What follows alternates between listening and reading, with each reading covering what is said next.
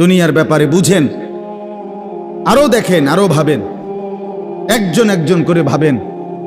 দুনিয়া আরো যদি সাজান, খোদার কসম ক্ষণিকের ক্ষণিকের ক্ষণিকের অল্প সময়ের দুনিয়া চমৎকার সাজাইয়াও তৃপ্ত হইতে পারবেন না, তৃপ্ত হইতে পারেন। এবছর চমৎকার রং দিছেন বিল্ডিংয়ে, 2 বছরের মাথাত বিভিন্ন খান দিয়া চামড়া উঠিয়া এটা আবার যেই সেই, ঠিকই না বলেন? তা আবার রং দাও। এই সোফা চমৎকার বানাইছিল, ওই যে বার্নিশ নাই, দেখেন এই যে সোফা, এটা এই যে দেখেন, কথা বলেন না, এই সোফা এটার মধ্যে আসেনি অন বার্নিশ, তো এটা আবার কি করতে হইব? তো লাভ হইল কই? দুনিয়া তো ধোকা, দুনিয়া ধোকা। এই সৌন্দর্যময় চেহারা নারী 30 বছরের ব্যবধানে উনি বুড়ি, আর কেউ ফিররা সেদিকে ফিরা সেফও হালায় না। আজ যেই যুবতী, যেই বেহায়া নারী, বেপর্দা মহিলা বাজারে বাজারে ঘুরতো, যৌবন, আরে সেটা তার সম্পদ না, তারটা হইলে তো নিজের হইলে তো সে কখনোই বুড়া হইতো না। আল্লাহ তাআলা বলছে, আমি যখন যৌবন শেষ করে দিলাম, তো এখন আর কোন পুরুষ তার দিকে ফিররা থুতুও বালায় না। দুনিয়া এক অবস্থায় থাকে না, এক হালাতে থাকে না বাপ। এজন্য ছেলেদেরকেও বলি, বাপ, জিন্দেগি সুন্দর করো। তোমার এই হাসি থাকবে না, তোমার এই সুস্থ সুন্দর সুঠাম দেহ থাকবে না। আন্তরিকতা নিয়ে শুনলে, নিজের ভিতরে নেক মানসিকতা যদি থাকে, গ্রহণ করার মানসিকতা, তাহলে অল্প কথা তো ফায়দা হয়। আর গ্রহণ করার মানসিকতা না থাকলেও 50 বছর শুনলেও গুনার অভ্যাস ছুটে না। দেখেন না 70 বছরের বুড়া মানুষ চা দোকানে টেলিভিশন দেখে, তাহলে এত বড় বুড়ো মানুষ, মুরব্বী, উনি এখনো যদি বিড়ি খায়, সিগারেট খায়, এখনো যদি চা দোকানে টেলিভিশন দেখে, তো ওনার এই মন্দ অভ্যাস, বদ অভ্যাস কত বছর পরে ছুটবে? উনি আরো কয়শো বছর বাঁচলে গিয়া বুঝবে এটা গুনাহ। আর ওনার আর মেয়াদ আছে কি? এই জন্য বললাম, আপনি খবর নিলে দেখবেন 30 বছর মসজিদে আসা যাওয়া করে ঠিকই, কিন্তু যথাযথ আন্তরিকতা, দিলের মধ্যে আখেরাতের কোনো মানসিকতাই নাই, নিজেকে বদলানোর অনুভূতিই নাই, ফিকিরে নাই। সোজা কথা, পরকাল বলতে কিছু, এখন যা আছি তাই। এখন সুখে থাকলে সুখী দুনিয়া, এখন দুঃখে থাকলে দুঃখী। জিফুত যদি ঠিকমতো খানা খাদ্য খাওয়ায় খুশি, ঠিকমতো খানা খাদ্য নাই দুঃখী। এই মানে দুনিয়া পেলে খুশি, দুনিয়া না পেলে দুঃখী। লাভ লোকসান, আয় ব্যয়, হিসাব কিতাব, সুখ আনন্দ, দুঃখ বেদনা, হাসি কান্না, আবেগ অনুভূতি, সবটাই শুধুই দুনিয়াকে কেন্দ্র। এখানে কি পেলাম? এখন কি পেলাম? এখন কি পেলাম? ইনহিয়া ইল্লা হায়াতুনা দুনিয়া নামুতু ওয়া নাহইয়া। আল্লাহ তাআলা বলেন, নাফরমান আর পাপীদের জীবন কেমন হয়? কোরআনে আল্লাহ বলছেন, তাদের অবস্থা হয় এমন যে তারা বলে জীবন কেবলই দুনিয়ারটা, আর কোথাও জীবন নেই, আর কিছু নাই। নামুতু ওয়া নাহইয়া, এখানেই মরবো, এখানেই বাঁচবো। ওমা নাহনু বিমাবউসিন। আল্লাহ বলেন, নাফরমানদের দিলের মধ্যে এই বিশ্বাস যে আমাদেরকে পুনরায় কোথাও উঠানো হবে না। আল্লাহ যে বলছেন হাসরের ময়দানে তোমাদেরকে উঠানো হবে, সুম্মা ইন্নাকুম ইয়াউমাল কিয়ামাতি তুবআসুন। আল্লাহ তাআলা বলেন, তোমাদের প্রত্যেককে কিয়ামতের দিন হাসরের মাঠে তোলা হবে। আল্লাহ বলেন, বেঈমানের দিলে এটা থাকে না। তার কথা হলো, প্রাপ্তি অপ্রাপ্তি, লাভ লোকসান, ভালো মন্দ, হাসি আনন্দ, দুনিয়া। ছেলে বিদেশ থেকে টাকা পাঠাইতেছে, খুশি। ছেলে বিদেশ থেকে টাকা টুকা ঠিক মতো দেয় না বা কামাই রোজগারি কম, জিজ্ঞাসা করবেন কেমন আছেন, কি এর বালা? আমরা আর বালা কি? হ্যাঁ, কি সমস্যা কি তা চাচা? এ ফোলাগারে কত ঋণ ফিন কইরা সুদে টাকা নিয়া কিস্তিতে টাকা লইয়া বিদেশ পাঠাইছি, তেয়ন টাকা পয়সা পাঠায় না, আর বালা কি? তাহলে উনি দুঃখী কেন? টাকা নাই, আবার টাকা পাঠাইতেছে, মাশাআল্লাহ। পান খাওয়ার স্টাইলই আলাদা, চা খানার ঢঙে আলাদা, কথাবার্তার স্টাইলই ভিন্ন। কেমন আছেন? আসি আল্লাহর রহমতে, আপনাকে দোয়ায়, 10 জনের দোয়ায় আল্লাহ ভালোই রাখছে। কেমনে ভালো? এতে আল্লাহর রহমতে টাকা পাঠায়, আমরা তার মা আমি আমরা মিল্লা খাইয়া পইরা ভালো আছি। তাহলে ভালো থাকে দুনিয়া, ভালো থাকলে ভালো নাই দুনিয়া, ভালো না থাকলে আখিরাত, কবর, মৃত্যু পরবর্তী জিন্দিগি, সের জন্য কি ব্যাপার? তার জন্য কোনো আলোচনা লাগবে না, এর জন্য কোনো কথা নাই। তাইলে কারো মধ্যে এই আলোচনা নেই। স্বামী স্ত্রী পরস্পরের আলোচনা, এই ঘর সংসার বাজার, খাট ফার্নিচার পালং সোফা, হ্যাঁ, আসবাবপত্র গহনা অলংকার, এই নিয়েই পেরেশান, এই নিয়ে জিন্দিগি এর মধ্যেই আবদ্ধ। তো আখিরাত তাহলে কার জন্য? পরকাল কার জন্য? আমরা মুসলমান, আমরাই যদি পরকাল না চিনি, না বুঝি, আমাদের উচ্চারণে, আমাদের অনুভূতিতে, আমাদের আচরণে, আমাদের কথাবার্তা উঠা বসার মধ্যেই যদি পরকালের কোনো নমুনা দেখা না যায়, তো হিন্দু বৌদ্ধদের মধ্যেই দেখা যাবে। কথা উত্তর দেন। কবর হাসর আখেরাতের চিহ্ন ভেসে ওঠার কথা চাল চলনে মুসলমানদের মধ্যে না কাফেরদের মধ্যে?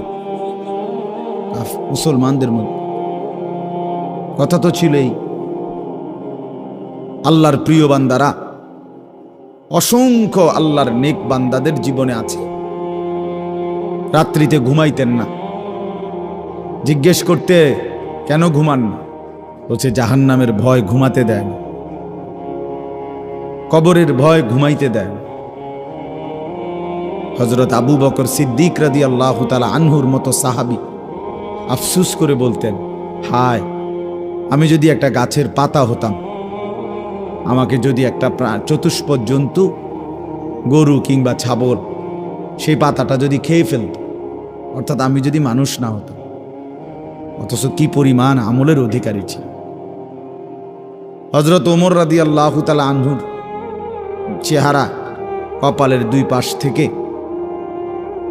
লম্বা অঝরে কান্নার কারণে দাগ পড়ে গেছিল।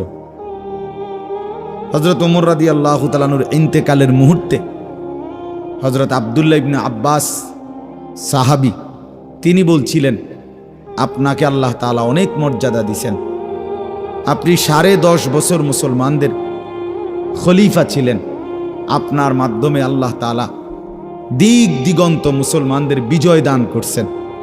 কত রাজ্য, কত এলাকা আপনার এই 10 বছরে বিজয় হয়েছে। আপনার অনেক সম্মান, অনেক মর্যাদা, অনেক গুণ, অনেক বৈশিষ্ট্য। হযরত ওমর রাদিয়াল্লাহু তাআলা আনহু, কিতাবের মধ্যে আছে, উনি চোখের পানি ফেলে বললেন আব্দুল্লাহ ইবনে আব্বাসকে, শোনো, আমি আল্লাহ তাআলার কাছে এতটুকু আশা করি শুধু যে আল্লাহ, আমার জীবনের যা নেকি আর আমার জীবনের যা গুনাহ, কমপক্ষে আমার নেকিগুলো যেন আমার গুনার মোকাবেলায় বরাবর হয়। অর্থাৎ এতটুকু নেকি যেন কমপক্ষে হয় যে গুনাহগুলোকে মোচন করে দেয়, নেকিগুলো দিয়ে গুনাহগুলো যেন মিটে বরাবর হয়। এর দূরে যদি হয় তো আমি আল্লাহর কাছে সন্তুষ্ট নিজেকে মনে করি, আমার এর দূরে সারব। অর্থাৎ নিজের এই বিপুল পরিমাণ নেক আমলকে কিছুই মনে করেন, সামান্য। তা আমাদের পুঁজি কোথায়? আমাদের এই শুক্রবারের শুধু সপ্তাহে একদিনের জুমার নামাজ এটাই আমাদেরকে জান্নাত এনে দিবে, ঠিক না? হ্যাঁ, মাঝে মধ্যে গরিব দুঃখীকে 2 টাকা 5 টাকা দিলে এতে আমাদের বেহেশত চলে আসবে, ঠিক না? তো বলেন, এজন্য বললাম আমরা প্রত্যেকে আন্তরিকতা নিয়ে ভেতরে যারা মনোযোগ দিয়ে শুনে দেখবেন, আমার আপনার ভেতরে যদি অনুভূতি তৈরি হয়, ভাবনা তৈরি হয়, ফিকির আসে, লাভ। সবাই একসাথে হবে না, সবাই একসাথে বদলায় না, সবাই একসাথে পরিবর্তন হয় না, কারো কপালে পরিবর্তন হয়ই না, বদনসিব। কারো সময়ের ব্যবধান হয়। আমাদের প্রিয় নবী সাল্লাল্লাহু আলাইহি সাল্লামের কাছে যারা সাহাবী হয়েছেন, কালেমা পড়ছেন, তারা প্রত্যেকেই প্রথম দিনেই তো সবাই কালেমা পড়ছেন, ঠিক না? বুঝেন নাই কথা? যতজন সাহাবী হয়েছে নবীজির সবাই একদিনেই কালেমা পড়ে ফেলছে নাকি? তাহলে সময়ের আগ পিছ আছে কি না বলেন? কেউ প্রথম দিন কালেমা পড়ছে, কেউ 21 বছর পরে কালেমা পড়ছে, কেউ 22 বছর পরে কালেমা পড়ছে। তো যিনি 23 বছরের মাথায় কালেমা পড়ছে তিনিও কামিয়াব, যিনি প্রথম দিন কালেমা পড়ছে তিনিও কামিয়াব, সৌভাগ্যবান। এজন্য বুঝ আসবে, এর মধ্যে আকপিস হবে। সবাই একই দিনে জোনায়েদ বাগদাদি হবে না, সবাই একদিনে বাইজিদ বুস্তামি হবে না, সবাই একদিনে রাবেয়া বসরি হবে না, সময়ের ব্যবধান হবে, আকপিস হবে। এবং কারো কপালে হেদায়েত জুটবেই না। ইন্নাকা লা তাহদি মান আহবাবতা।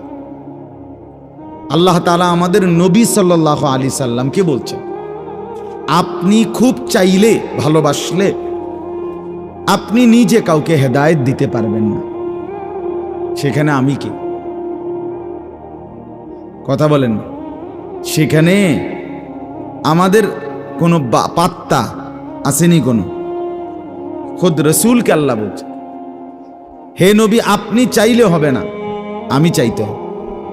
ওয়ালাকিন্নাল্লাহা ইয়াহদি মান ইয়াশা, বরং আমি আল্লাহ যাকে চাই আমি তাকে হেদায়েত দান করি। তাহলে মূলত হেদায়েত দেয় কে? ফয়সালা কার হাতে? আমার বলা আপনার শোনা কোনোটাই মূল বিষয় না। মূল বিষয় হলো এটা একটা উসিলা ধরা, কিন্তু মূল ফয়সালা কার হাতে? ওয়ালাউলা ফাদলুল্লাহি আলাইকুম ওয়া রাহমাতুহু মাজ। এই বেটা, মোবাইল না ধরতে মানা করছি। সুন্দর করে বললে হয় না, অনেকের খাসিয়ত এতটাই যে ধমক না দিলে, কথা বুঝছেন না, এটা তার একটা তবিয়ত হয়ে গেছে। না আমারে এমনি করলে আমি বুঝতাম না, আমার ধমকাই তুই। বদ অভ্যাস মানে জিন্দিগির একটা মিনিট লজ্জা শরম কিচ্ছুর কোনো ধার ধারে না। ছেলেরা মোবাইল ছাড়া 1 মিনিট থাকতে রাজি না। এবারে মা দেখুক, নাহলে বাফে দেখুক, নাহলে হুজুর দেখুক, নইলে একবার আব্দুল কাদের জিলানি দেখুক, আমার এত কোনো অসুবিধা নেই। আমার দরকার মোবাইল। মোবাইল আছে, আমি আছি, খালাস। আমার জিন্দিগির এবার ইজ্জত থাক বা না থাক, আমার চরিত্র থাকুক বা না থাকুক, আমার আল্লাহ খোদা আখেরাত পরকাল কিচ্ছু না থাকুক, আমার মোবাইল আছে, খালাস, আমার জিন্দিগি সার্থক। এই হলো জিন্দি, মানে জীবনটাই মোবাইল, মোবাইলটাই জীবন। বেঁচে আছে মোবাইল টিপবার জন্য, মোবাইল বানানো হয়েছে তার কাছে পৌঁছবার জন্য। আজ ছেলেদের হালাত মানে বেঁচেই আছে এটার জন্য, বেঁচেই আছে। জিন্দিগিটাই এটার সাথে সম্পৃক্ত, জীবনটাই এটার সাথে। পৃথিবীতে কোনো যুগে, মনে রাখবেন এই পৃথিবীর ইতিহাস এটা, পৃথিবীতে কোনো যুগে একসাথে সম্মিলিতভাবে যুব সমাজ এত বেশি গাফেল, অকর্মণ্য, অপদার্থ কোনো যুগে হয় নাই একসাথে। এখন যেটা আগে একটা সমাজে, একটা এলাকায় বখাটে দুশ্চরিত্র একজন ছিল, দুইজন ছিল, চিহ্নিত। কথা বোঝেন নাই? চিহ্নিত হয়, তারে মানুষে চিনত, তে সুর। গ্রামে চুক্তি হয়তো একজন, তে একটু খারাপ, তার লগে মিশ্র না। কিন্তু এখন ভদ্রঘরের ছেলে, স্বাভাবিক ঘর থেকে বের হইছে, মুসলমানের ছেলে, দিনের পর দিন, রাতের পর রাত এক ওয়াক্ত নামাজ পড়ে না। এতে মা বাবারও কোনো আফসুস নাই, এলাকাবাসীরও কোনো আফসুস নাই, পাড়া মহল্লার সর্দার মাতব্বর কারো কোনো আফসোস নেই, কারো মুখে এই নিয়ে কোনো আলোচনা নাই যে কি আমগো এলাকার যে ফুলাফান্ডি এগুলা যে কোনো নামাজই পড়ে না, আমগো সামনে দুষ্টামি করে, হাঁটাহাঁটি করে, আমরা কি এটা বলতে পারি না? এই অনুভূতিটুকু পর্যন্ত লোপ পাইছে। আহ, এত দুর্ভাগ্য মুসলমানের ইতিহাসে আর কখনো হয়নি। বেনামাজি আগেও ছিল, কথা বোঝেন নাই? বেনামাজি আগেও ছিল, এতটা গাফেল আগে ছিল, মা বাপ এত অসচেতন আগে ছিল, আগে ছিল। আমার মনে আছে আমরা প্রাইমারি স্কুলে হিন্দু স্যার জমের মতো ভয় পাইতাম, হিন্দু মাস্টার, কিন্তু ভীষণ ভয় করতাম। সারে দেখলে মাইরা লেবে, এতটা ছিল একটা সময়। কত, আজ থেকে 500 বছর আগে, ঠিক না? আমার বয়স ধরেন 500 বছর, আমি আদি যুগের মানুষ, এরম নি তো। আমার বয়স 42 বছর রানিং, শুরু হয়েছে 41 শেষ হয়েছে, তাহলে 30 বছর আগের কথা। আমার পড়ালেখার প্রাইমারি ছোটবেলার জীবন 30 বছর আগের কথা না? 30 বছর আগে। তাহলে এই জন্য বললাম জিন্দিগিটা মোবাইলটার উপরে তুলে দিস। হাসি, কান্না, আনন্দ, বেদনা, হাসলে, কাশলে, পেশাব, পায়খানা, টয়লেট, বাথরুম, হ্যাঁ, হোটেল, রেস্তোরাঁ, পার্ক, যেখানে যখন যাবে 24 ঘন্টার মেইন কাজ আগে একটা ছবি উঠানো, আগে ছবি উঠানো, এরপরে বাকি কাজ। আমি সেদিন ওই ফেরিঘাট, ফেরির মধ্যে উঠছি, বুঝছেন, ফেরি পার হমু আর কি, আমার গাড়ি উঠছে, আমিও উঠছি। তো দেখলাম যে মোটরসাইকেল দিয়ে এক ছেলে ফেরিতে, মোটরসাইকেলটা নিয়ে উঠছে ফেরিতে, ওইটা মাত্র এক পাশে এটারে ব্রেক করে থুইয়া, মানে 1 মিনিট দেরি হয়েছে না, আগে এটার পাশে দাঁড়াই একটা ছবি উঠাইছে, আগে উঠাইয়া চুল টুল ঠিক করে ছবিটা 2-3টা পোস্টে উঠাইয়া এরপরে হেতে চারিদিকে চাইছে যে আগে মানুষ আসেনি আরো, না আমি শুধু ফেরি। মানে তার প্রথম দায়িত্ব কি উঠানো, ছবি উঠা। তাহলে কি পরিমাণ ছাগল মানুষের বাচ্চা পরিণত হইছে বুঝতেছেন? তুমি মোটরসাইকেলের লগে খাড়াইয়া ফেরির মধ্যে ছবি উঠাইয়া ফেসবুকে দিলা, তোমার এটা কোন ছাগলে দেখবো? এটার মধ্যে দেখার কি আছে? মোটরসাইকেল কি বাপ দাদা 14 গোষ্ঠী কেউ চালাইছে না? কথা বলেন না কেন? তো তুমি এটা কিতা দিয়ে এলা, কি দেখুন কি আছে এটা? মোটরসাইকেলে কি আশ্চর্য, আর তুমি কি আশ্চর্য? কথা বলে এমন যদি হইতো যে আমি চাঁদের দেশে গিয়ে মাত্র মোটরসাইকেলটা থুইয়ে এখন চাঁদের দেশের থেকে একটা কি দিছি, মাশাআল্লাহ, ভালো কথা। তো বেড়া চাঁদের দেশে মোটরসাইকেল চালায়, এটা একটা বিশেষ কিছু হইতে পারে, কিন্তু এনতে রোডেতে চালাইয়া গিয়া ফেরি তুটছে, এটার মধ্যে আশ্চর্যের কি আছে? আহ, মানে রুচির দুর্ভিক্ষ, রুচিহীনতা, মন মানসিকতা একদম নিচে নেমে গেছে, একদম অনুভূতি, বিবেক লোপ পেয়ে গেছে, লোপ পেয়ে। মা বোনদের বেহায়াপনা চূড়ান্ত সীমায় নেমে গেছে। মহিলারা, পুরুষ সামনে দোনো পাশে ডানে বামে হাঁটতে, উঠতে, লড়তে, দৌড়তে কোনো লজ্জা বোধ করে না। কি বেড়ার গাত লাগে না, বেডিতের গাত লাগে না, অটোর গাত লাগে না, সিএনজির গাত, এত সময় নাই। বুড়ি ব্যস্ত, বাজার, মার্কেটিং, দোকান, কেনাকাটা। আহা, আফসোসের ব্যাপার। মানে এটাই বললাম আর কি, একসাথে সবাই, অধিকাংশ, বেশিরভাগ অধপতন একসাথে মুসলমানের সমাজে 1450 বছরে আর কখনো এতটা ছিল না। অল্প অল্প ছিল, অল্প অল্প, একজন দুইজন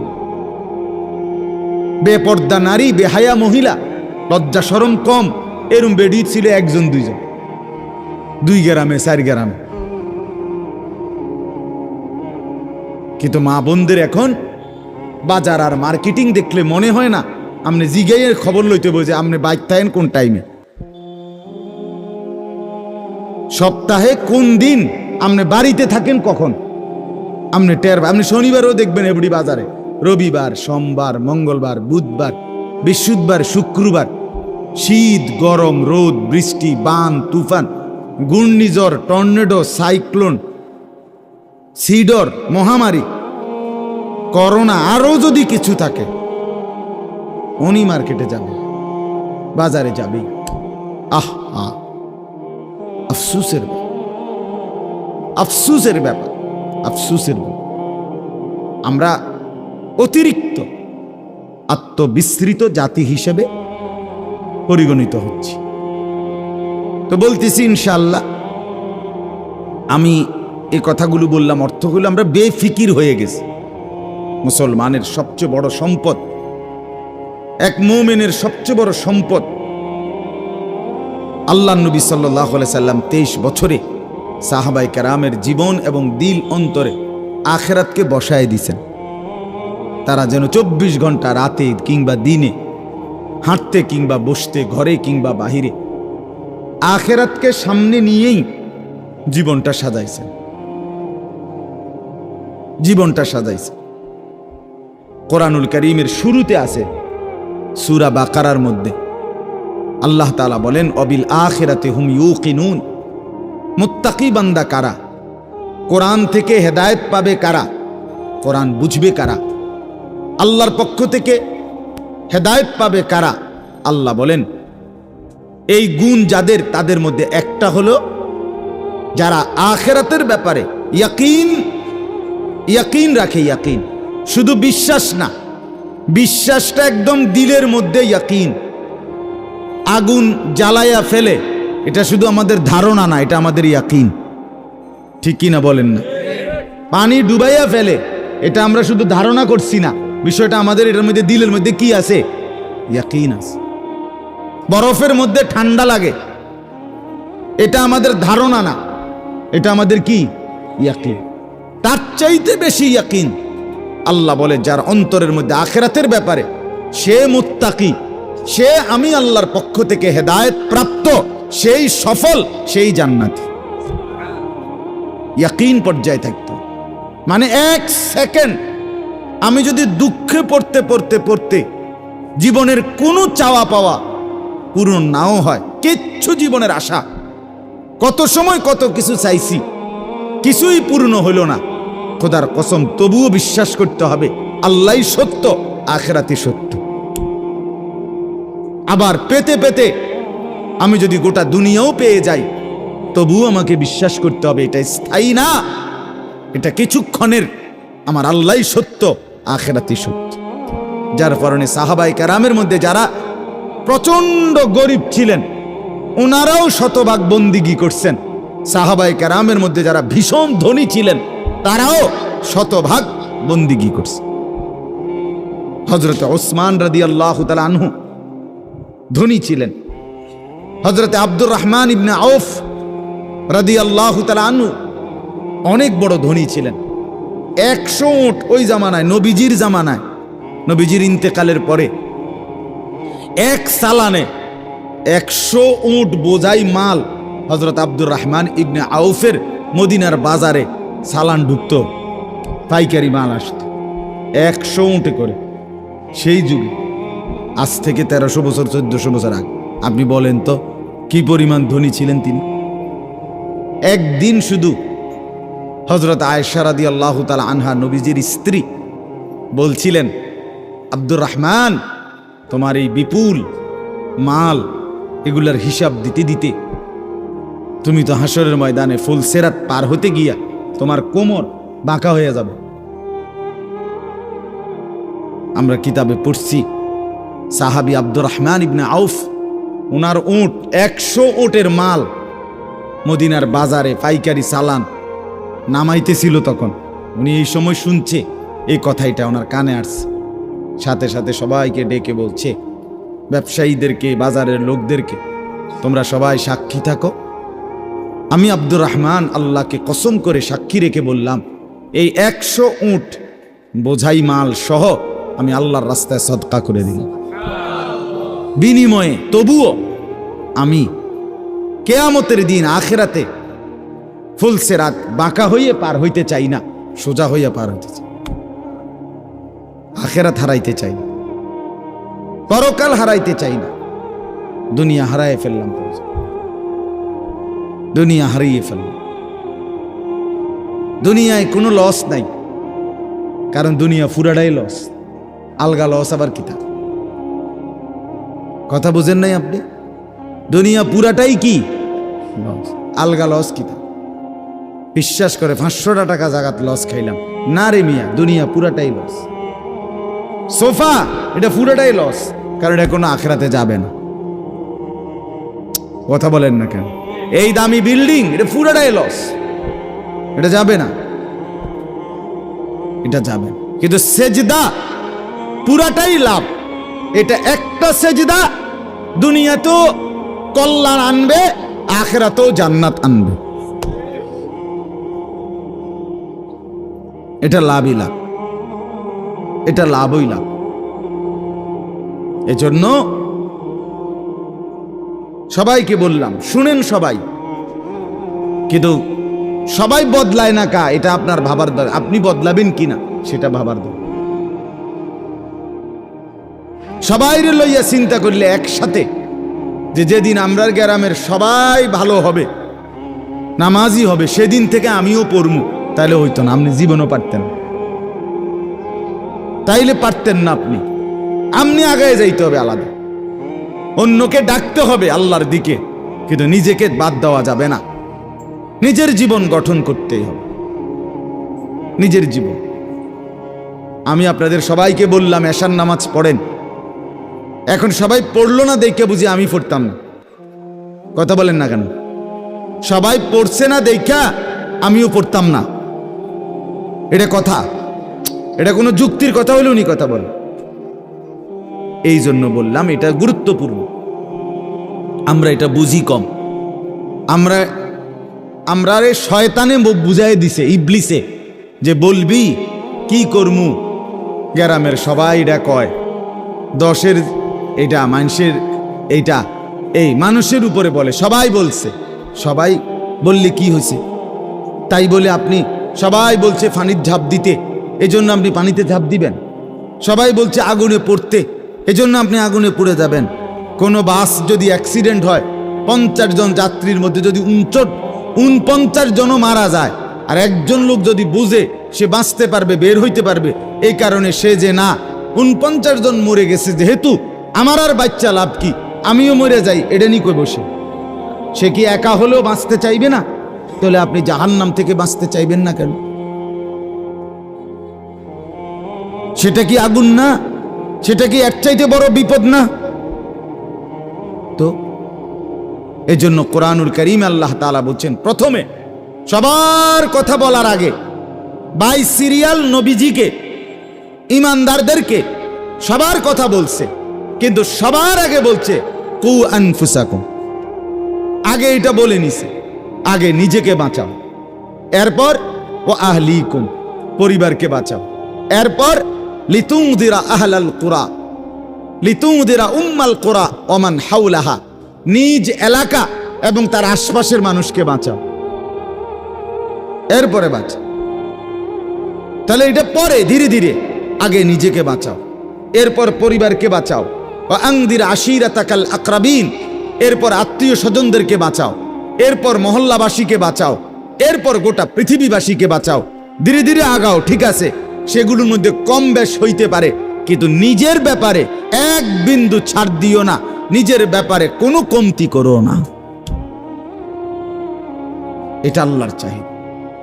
ইয়া আইয়ুহাল্লাযীনা আমানু আলাইকুম আনফুসাকুম, রব্বুল আলামিন বলেন, হে ঈমানদারগণ, আলাইকুম আনফুসাকুম, তোমরা প্রত্যেকেই তোমাদের নিজেদেরকে আঁকড়িয়ে ধরো।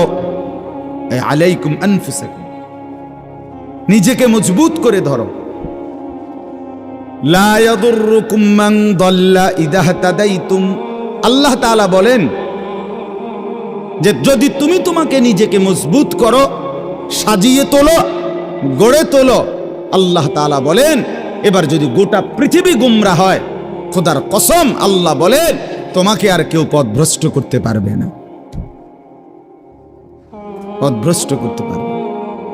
হযরত বাইজিদ বুস্তামি রাহমাতুল্লাহর জীবনীতে আমরা পড়ছি, উনি বলছেন আল্লাহ তাআলার মহব্বত আর মারেফাতের সাধনা করতে করতে আমার দিলের অবস্থা আলহামদুলিল্লাহ এক সময় এমন হয়েছে যে রাস্তার নারী আর রাস্তার দেওয়াল দুইটার মধ্যে আমার কাছে আলাদা কোনো পার্থক্য মনে হইতো না।